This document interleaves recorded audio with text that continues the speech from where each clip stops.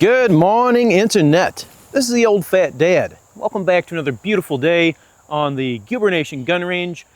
Today we're going to look at perhaps the fastest rimfire round in the world.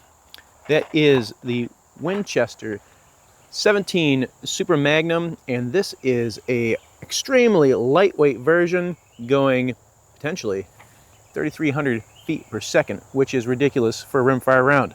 To give that some perspective, let's look at a couple of other rimfire rounds.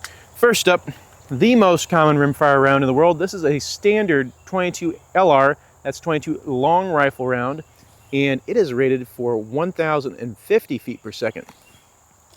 If you go up, way up to another 17 Winchester Super Magnum round, this is kind of like the generic cheap round for Winchester Super Magnum, and it is only going 3,000 feet per second.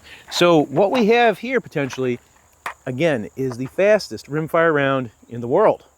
To evaluate our super fast round, we're going to be using the Savage BMag in 17 WSM. I've got it outfitted with a Vortex Viper PST 3 to 15 on top. And you know what? I'm going to save the velocity test till the very end. First, let's blow up some stuff. To start out our testing, we're going to shoot a big old can of tomatoes. This is a little over a pound. Oh gosh, it's almost 2 pounds of tomatoes. And we're going to shoot that can to begin with a 22 long rifle round, standard velocity, the slowpoke, but also by far the most common 22 long rifle round. And then we're going to up the game a little bit. We're going to give that can a pop with the good old Aguila Super Maximum Hollow Point, which has been, in my experience, one of the most powerful and the fastest 22 long rifle rounds, moving at about 1,700 feet per second. We'll get that as a baseline. We'll see how these guys do on that tomato can, and then we're going to move up and see how the Super Magnums do. All right, first up on the can, the standard velocity. See what kind of impression it makes here. Okay, that wasn't too bad. Popped that can up in the air a little bit, left a little hole. I don't see too much damage from here. We'll check that slow-mo.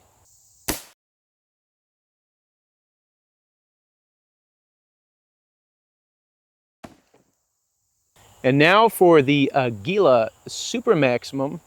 So this is the speedy 22 long rifle round. Here we go. Oh no! Okay, we got we got much more of a reaction out of that, and unfortunately got a little bit of splashback as well. Dang it.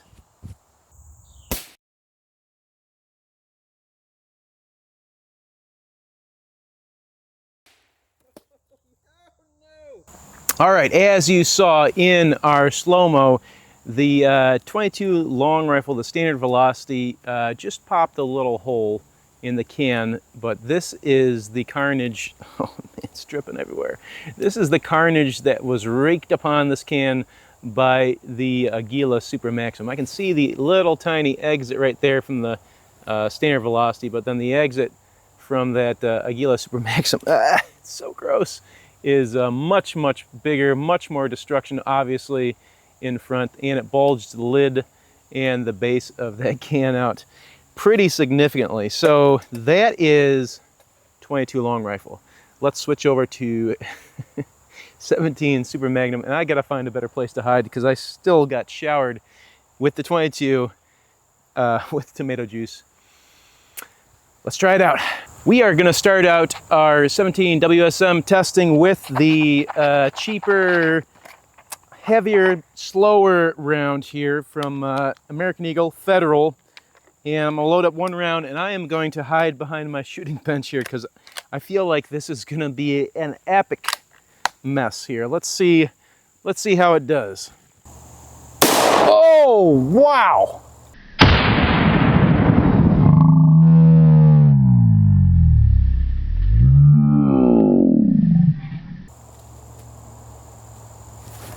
Wow, wow, that was a huge difference. I can see some pretty significant differences here between them already here. So that was the cheaper, the slower of the Winchester Super Magnum rounds. Here is our damage, and it just opened this can up. The lid is popped, the front of it is ripped off the bottom as well. I mean, there's still a lot of damage with the 22, but I mean, that's a good bit more. Interesting note, we had a pretty significant exit with the 22. Check out the 17, almost nothing out the back. So we're seeing almost 100% energy transfer into the can of tomatoes with the 17. All right, this was the slower 17. Let's move it up to the fastest one in the world.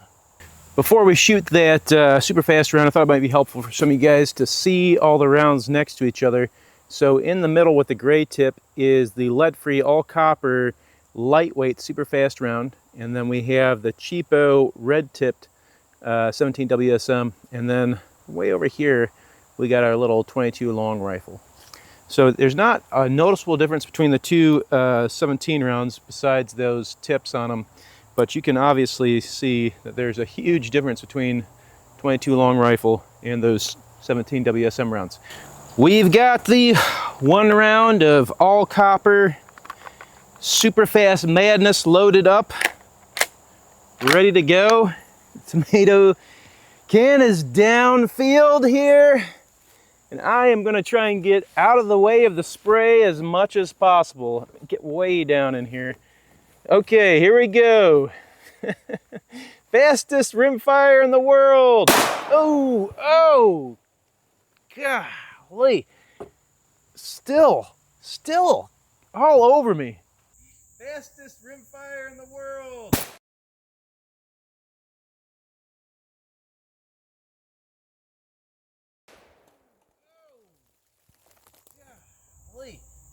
I was a little concerned going into this that there wouldn't be much difference between the two rounds, but I think that I had nothing to worry about.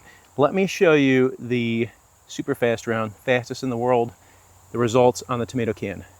Just ripped this thing wide open. And interestingly as well, I think it got a much more significant exit hole. And again, comparison to the regular 17 WSM, you can immediately see the difference in damage there. I'm kind of curious about the exits. That is, oh, I guess we had junk all over this one. You couldn't really see it that well going around. There you go, just a tiny little guy out the back. That's a regular one. The extra penetration with the lighter round, even though it had less mass, I think it might be due to its all copper construction versus a mix of copper and lead, or lead jacketed with copper on the regular round. That harder metal, I guess, held together better and actually gave better penetration despite being a lighter round, which is really neat. Maybe a better round for larger game if you're going out with your WSM to shoot something bigger. That lighter round might actually be the better penetrator, the better choice for something bigger. Hey man, nice melons. Well, thanks, appreciate it. Our final ballistic target today is gonna be the melons. I believe these are, what are these called here? Honeydews? Cantaloupes. These are some cantaloupes, and we're gonna shoot them with the 2 WSM rounds.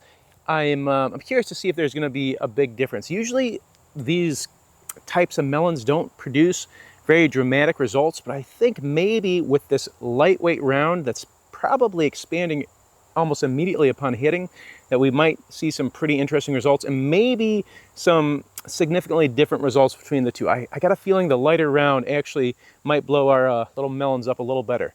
Let's put them on the table and take a shot. First up, one round of the slow 17 on the cantaloupe. How much damage will it do? Hopefully not just a hole poked all the way through. Never know until you shoot it though. Oh, yes. Okay. Okay, that was some significant damage. I like those results. Never know until you shoot it though.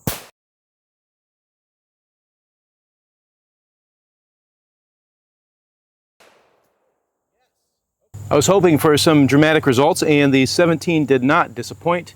Here is our entry, and as you can see, lots of damage going in, and then a not so bad exit as well. Went all the way through. A lot of times when I shoot these cantaloupes, sometimes you just get a little ice pick hole all the way through. Not the case with these super fast rimfire rounds. So here is our cheapy 17. Let's do the more expensive, more faster, more better. Now we've got the super fast round loaded up.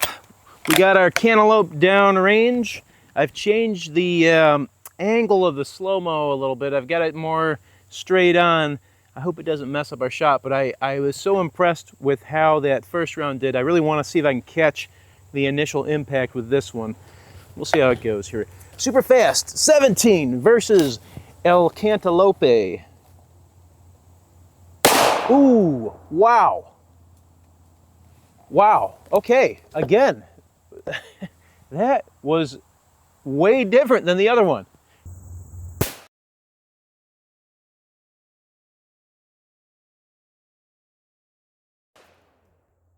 Well, just like the tomato can, we get way different results using the two different rounds there. And I'm gonna show, hopefully this comes through right there.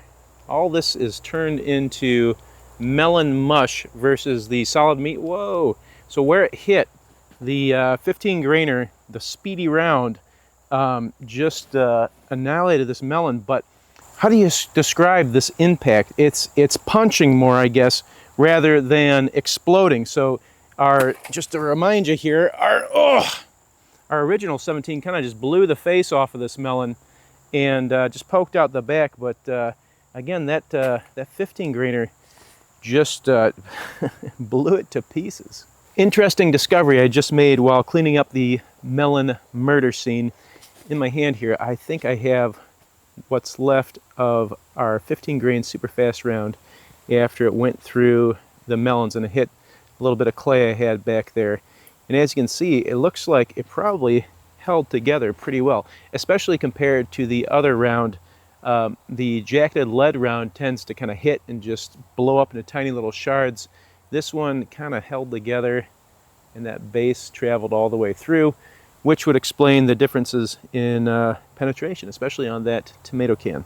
Now I've got the chronograph set up. Again, it's probably about 5 to 7 yards away. I'm gonna shoot 3 rounds of our cheapy stuff over the chronograph, then we'll try 3 rounds of the super fast stuff.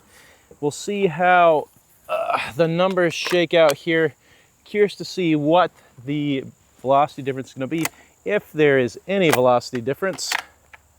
Hopefully it works. My chronograph is only reading meters per second right now, so our results, I'm just going to multiply them by 3 to get our actual results.